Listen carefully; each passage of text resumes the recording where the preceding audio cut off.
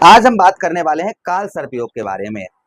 क्योंकि नाग पंचमी को अगर आप ये उपाय कर लेते हैं, आपकी आपकी कुंडली में कोई भी काल सर्प योग हो, हम आपको बारी बारी बताएंगे किस भाव में आपकी, चाहे मेष से लेकर मीन राशि, कोई भी राशि हो, मेष वृषभ मिथुन कर्क सिंह कन्या तुला वृश्चिक धनु मकर कुंभ मीन, कोई भी राशि हो, आपके जिस भाव में राहु महाराज बैठे होंगे, एक तरफ देखिए क्या होता है ना, काल सर्प योग तब होता है जब एक तरफ सभी ग्रह होते हैं और एक तरफ अकेले राहु और केतु महाराज होते हैं। जैसे इधर से अगर बात करें हम, इधर आपके यहाँ राहु है और यहाँ केतु है और इधर सब ग्रह हैं, तो काल सर्प योग आपकी कुंडली में है। अगर इधर सब ग्रह हैं, इधर राहु केतु हैं, मतलब यहाँ पर राहु केतु है, इधर ग्रह सभी हैं और इधर खाली हैं सभी खाने, तो आपके जो कुंडली में काल सर्प योग है।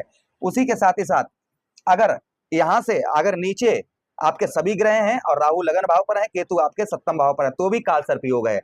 उसी के साथ ही साथ किसी भाव में अगर यहाँ पर राहु है, यहाँ पर केतु है, इस तरफ सभी ग्रह हैं, इस तरफ खाली है, तो भी काल सर्प योग है। आज हम काल सर्प योग के बारे में चर्चा करेंगे और नाग पंचमी को क्या उपाय करने चाहिए जिससे काल सर्प आपका जो है, काल सर्प की स्वयं आप पूजा कर पाएंगे। तो क्या उपाय है काल सर्प योग के लिए, और ये भी आप समझ पाएंगे काल सर्प योग कितने प्रकार के होते हैं। देखिए काल सर्प योग होते हैं ना, वो 12 प्रकार के होते हैं, क्योंकि 12 राशियां होती हैं और सभी राशियों में अलग अलग काल सर्प योग माने गए हैं। जैसे अगर आपके राहु लगन भाव पर है, राहु जो है आपके लगन भाव पर है, पहले भाव पर है, तो ये पहले भाव पर अनंत काल सर्प योग माना जाता है। ये जो है कुंडली के पहले भाव में अगर राहु बैठे हुए हैं तो क्या है, अनंत काल सर्प योग है। वहीं पर राहु अगर दूसरे भाव में आपके बैठे हैं, राहु महाराज, तो ये दूसरे भाव में कौन सा योग माना जाएगा, दूसरे भाव में कुलिक काल सर्प योग माना जाता है। अगर दूसरे भाव में राहु है और आपके 1 2 3 4 5 6 7, देखिए 1 2 3 4 5 6 7, अष्टम पर केतु है, ठीक है, यानी कि आपके द्वितीय भाव पर धन भाव पर राहु है और सप्तम भाव पर केतु है, यानी अष्टम भाव पर आपके, और एक तरफ सभी ग्रह हैं, एक तरफ अकेले राहु केतु महाराज है, तो काल सर्प योग बनेगा। और आपका द्वितीय भाव पर कौन सा काल सर्प माना जाएगा, कुलिक काल सर्प योग। वहीं पर राहु अगर आपके तृतीय भाव पर है, आपके तीसरे भाव पर है राहु महाराज, तो यहाँ पर राहु के लिए आपके कौन सा काल सर्प योग माना जाएगा, बासुकी काल सर्प योग। अगर राहु यहाँ पर है और भाग्य स्थान पर केतु है, इस तरफ सभी ग्रह हैं, इस तरफ पूरे खाने खाली हैं, तो कौन सा योग काल सर्प योग है आपकी कुंडली में, बासुकी काल सर्प योग है। वहीं पर अगर राहु चतुर्थ भाव पर आपके हैं, यानी कि 4th हाउस में, पहला दूसरा तीसरा और चौथा, तो चौथे भाव पर जो काल सर्प योग माना जाएगा वो शंखपाल काल सर्प योग माना जाएगा। एक तरफ राहु है, एक तरफ केतु है, इधर सभी ग्रह बैठे हैं, उधर सब खाली है खाने, तो आपकी कुंडली में काल सर्प योग है।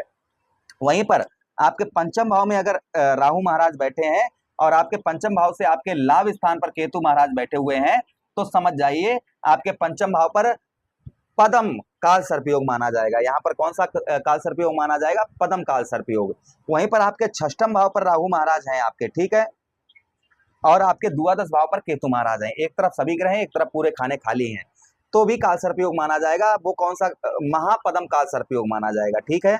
वहीं पर आपके सप्तम भाव पर राहु महाराज है और लगन भाव पर आपके केतु महाराज हैं, इधर सभी ग्रह, इधर सब खाली है, आपके सप्तम भाव पर, तो तक्षक काल सर्प योग बोला जाएगा। तक्षक नाग ना, जिसने राजा परीक्षित को डसा था, तो तक्षक काल सर्प योग माना जाएगा। उसी वहीं पर आपके अष्टम भाव में राहु महाराज हैं और आपके धन भाव पर केतु महाराज है, ठीक है, तो कौन सा योग काल सर्प योग माना जाएगा, कर्कोट काल सर्प योग माना जाएगा। आपके अष्टम भाव पर अगर राहु महाराज है और धन भाव पर केतु महाराज है, तो कर्कोटक काल सर्प योग जो है माना जाता है। वहीं पर नवम भाव में आपके राहु महाराज है और आपके तृतीय भाव पर देखिए 1 2 3 4 5 6 7, तृतीय भाव पर आपके केतु महाराज हैं, तो यहाँ पर शंखचूड़ काल सर्प योग बोला जाएगा। कौन सा योग, शंखचूड़ काल सर्प योग।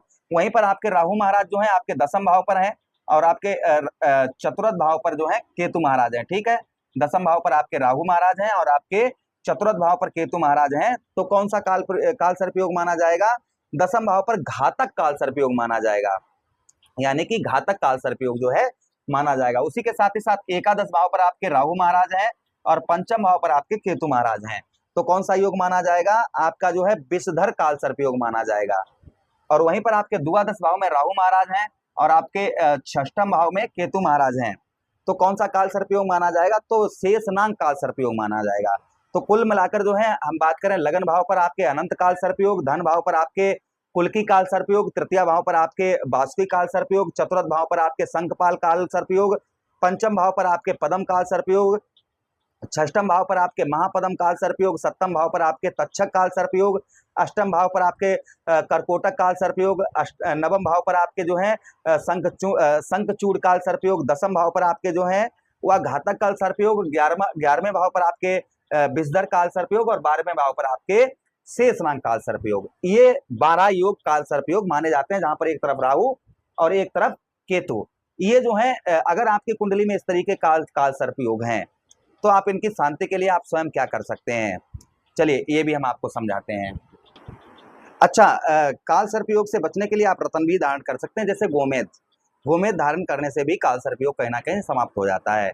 किंतु ये जो है बिना ज्योतिषी की सलाह लिए, किसी भी एस्ट्रोलॉजर से आप बिना सलाह लिए हुए धारण नहीं कर सकते हैं। अगर आप हमसे आप कुंडली विश्लेषण करवाना चाहें तो करवाकर आप पता कर सकते हैं कि हाँ आपको गोमेद धारण करना चाहिए या नहीं करना चाहिए। आप किसी से करवा सकते हैं, मैं अपनी एडवर्टाइजमेंट नहीं कर रहा हूँ, मैं आपको बता रहा हूँ, आपको जो अच्छा लगे उससे करवा लीजिएगा।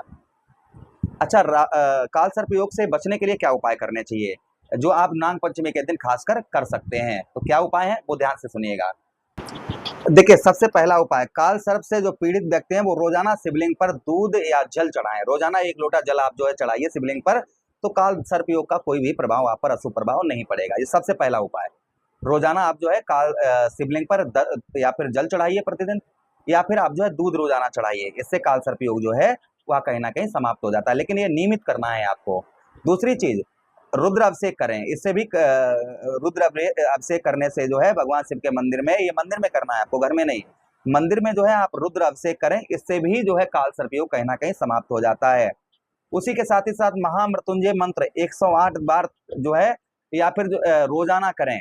नहीं तो आप जैसे नाग पंचमी होती है ना, वहां पर जो है 1008 बार जो है आपका महामृत्युंजय का जप करें, तो इससे जो है काल सर्पयोग शांत हो जाता है। 1 वर्ष तक जो है आपको राहत मिलती रहेगी। रोजाना हनुमान चालीसा का 11 बार आप जो है पूजा पाठ करें, हनुमान चालीसा का रोजाना 11 बार। इससे भी काल सर्पयोग जो है कहीं ना कहीं समाप्त हो जाता है। आपके जो कुल देवता हैं उनकी रोजाना आप पूजा अर्चना करें। आपके जो कुल देवता, जो भी कुल देवता हैं, उनकी जो है आप रोजाना पूजा करें। इससे भी काल सर्पयोग जो है कहीं ना कहीं समाप्त हो जाता है।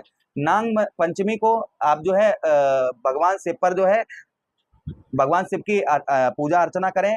धतूरे का पुष्प, धतूरा ये चढ़ाएं प्रति सोमवार को, खासकर श्रवण के महीने में, जो अभी एक रह गया इस महीने में, तो आप कर सकते हैं।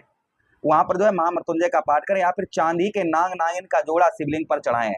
चांदी के आप नाग नागिन बनवा लें, इससे जो है आप जो है ये शिवलिंग पर चढ़ाएं। इससे भी काल सर्पयोग कहीं ना कहीं समाप्त हो जाता है। काल सर्पयोग का कोई भी अशुभ प्रभाव नहीं पड़ता है। अच्छा, उसी के साथ ही साथ आगे हम बात करते हैं काल सर्पयोग के लिए कि आप क्या उपाय कर सकते हैं। काल सर्पयोग के लिए कि आप जो है मोर का पंख जो है वह अपने पास रखें, या फिर जहाँ ये आप जप कर सकते हैं, ओम नाम कुलाय विद्महे विषदंताय धीमहि तन्नो सर्पः प्रचोदयाति। इस मंत्र का जप करें रोजाना। इससे भी कहीं ना कहीं काल सर्पयोग जो है वो समाप्त हो जाता है। या फिर ओम नमो भगवते वासुदेवाय, इस मंत्र का जप करें। इससे भी काल सर्पयोग कहीं ना कहीं समाप्त हो जाता है।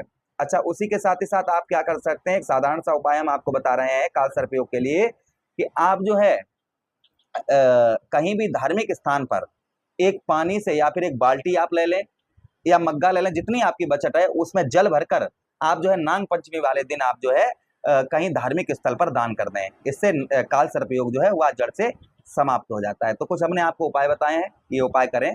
प्रभु से कामना करते हैं कि आप विधिपूर्वक करें और ये काल सर्पयोग आपका दूर हो जाए और उसका अशुभ प्रभाव आपके ऊपर ना पड़े। आशा कर रहे हैं वीडियो काफी अच्छा लगा होगा। लगा है तो लाइक कर दें, चैनल को सब्सक्राइब कर दें और यह वीडियो अपने मित्र यारों के पास शेयर कर दें। हमें आदेश दें। हरे कृष्णा, राधे कृष्णा।